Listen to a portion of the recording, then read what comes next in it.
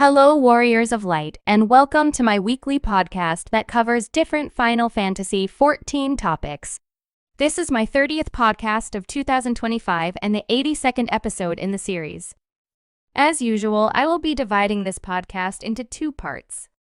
For the first part, I will be commenting on one topic from the French General Forum, the new optional items from the Final Fantasy XIV online store, the ongoing Moogle Treasure Trove event, the recommencement of housing demolition on European data centers, the ending of Season 15 of the Crystalline conflict, and the new Square Enix apparel. For the second part of the podcast, I will be commenting on the Chronicles of Light Artbook, the new Pulse album, patch 7.3, the latest episode of Duty Commenced, the new blacklist improvements, the ending of PvP Series 8, and patch 7.25. Today is July 26th, 2025. So, this year I will randomly pick general official forum topics in different languages and give gamers my thoughts on them.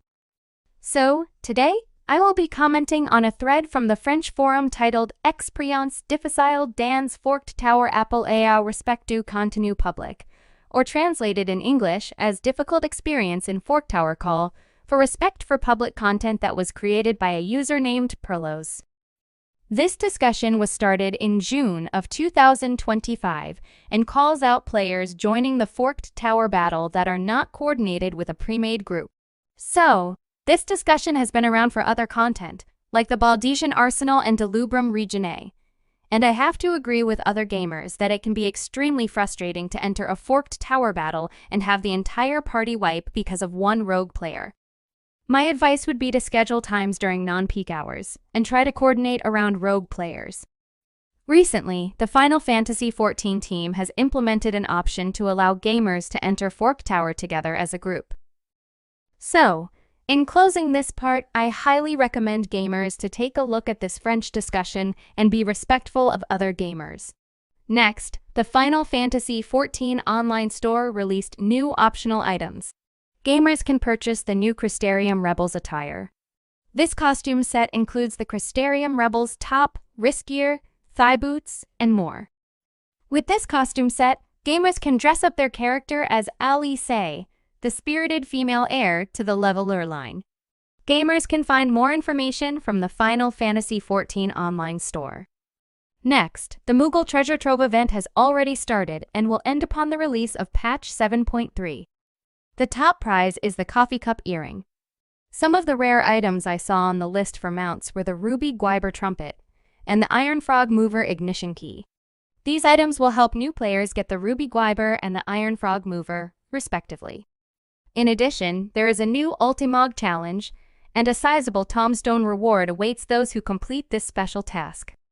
I highly recommend gamers participate in this unique event for the rare items.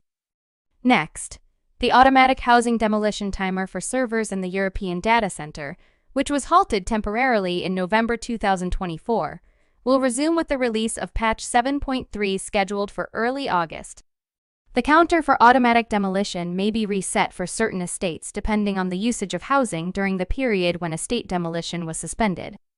If an estate hasn't been built on the plot, the counter may be reset upon entering the estate once it has been built. For players who have not entered their estates for at least 30 days, the status under the Estate tab of the timer's window will indicate the estate is being prepared for demolition and denote the number of days remaining. This status will no longer be displayed upon entering the estate. Gamers can find more information on the Lodestone website. Next, the competition has been fierce, but Season 15 of Crystalline Conflict will soon draw to a close with the beginning of patch 7.3 maintenance, scheduled for early August.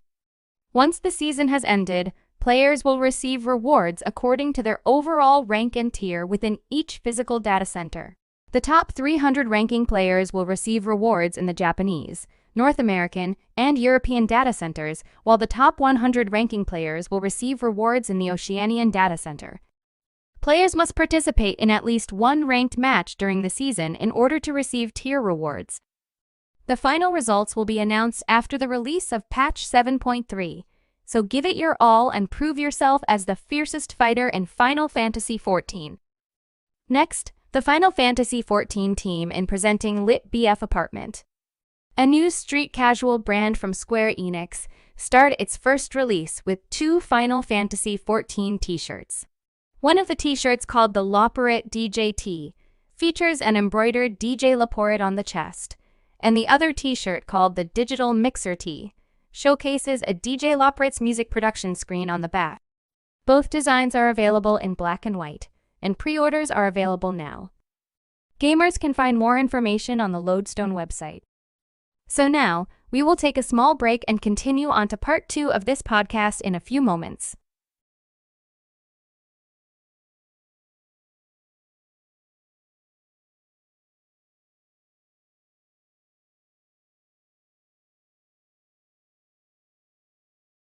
Welcome back, everyone. So, for part 2 of this podcast, I will be commenting on the Chronicles of Light Artbook, the new Pulse album, patch 7.3, the latest episode of Duty Commenced, the new blacklist improvements, the ending of PvP Series 8, and patch 7.25.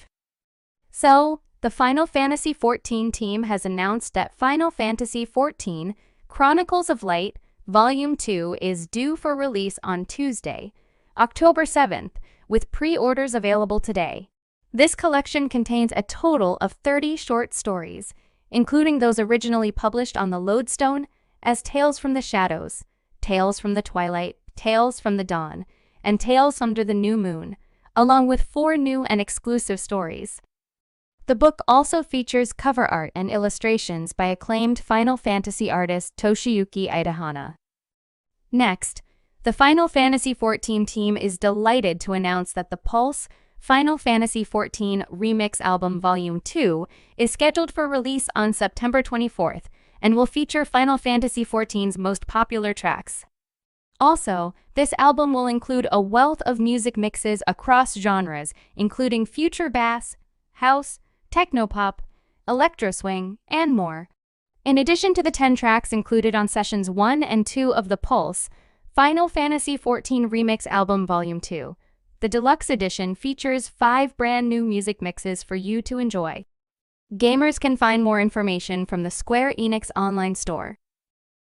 So, patch 7.3 will include a new deep dungeon titled Pilgrim's Traverse, a new cosmic explorer destination called Fianna, new upgrades to phantom weapons, a new Unreal trial for the Wreath of Snakes battle, and the second part of the Alliance raid titled Echoes of Vanadile San.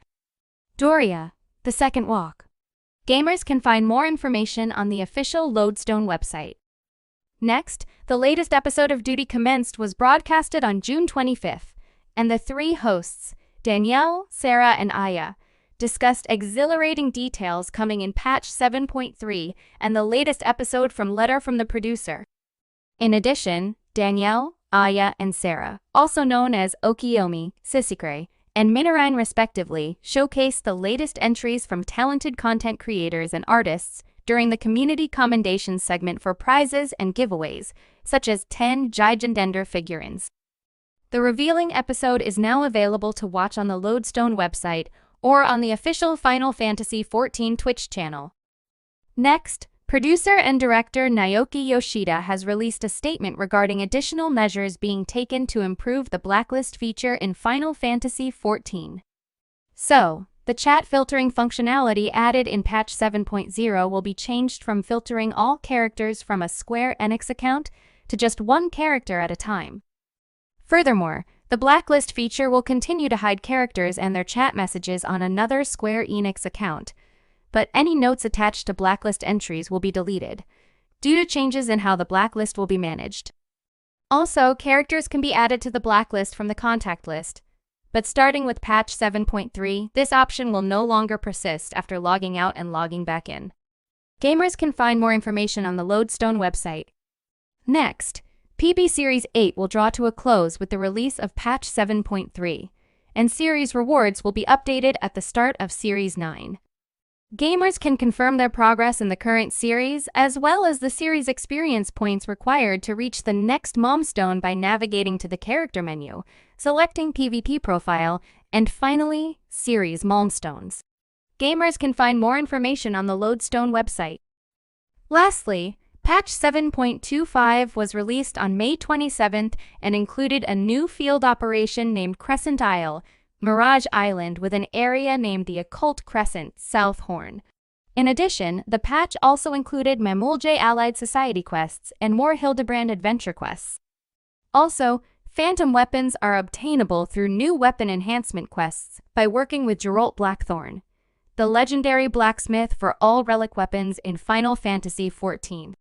To participate in the new field operation, gamers will need to speak to the Expedition Messenger in Tuliolal and start the quest titled One Last Hurrah. Gamers must have completed the main scenario quest Dawntrail. To participate in the Moogle Allied Society quests, gamers will need to speak to Gotol J and Yak TL and start the quest titled Cultivating Hope. Gamers must have completed the main scenario quest Dawntrail and the side quest One Forest. So, to participate in the Hildebrand adventure quests, gamers will need to speak to Nashum Hakaraka in Solution 9 and start the quest titled Wizened Testimony. Gamers must have completed the main scenario quest titled Crossroads and the quest titled The Case of the Displaced Inspector. And to participate in the Phantom Weapons quests, gamers will need to speak to Liddersay in the Phantom Village and start the quest titled Arcane Artistry.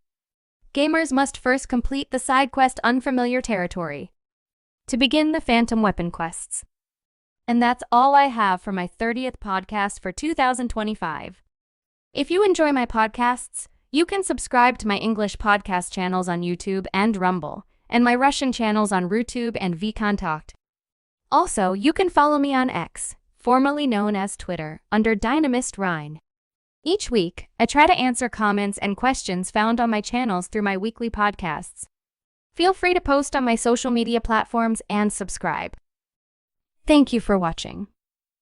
See you next time.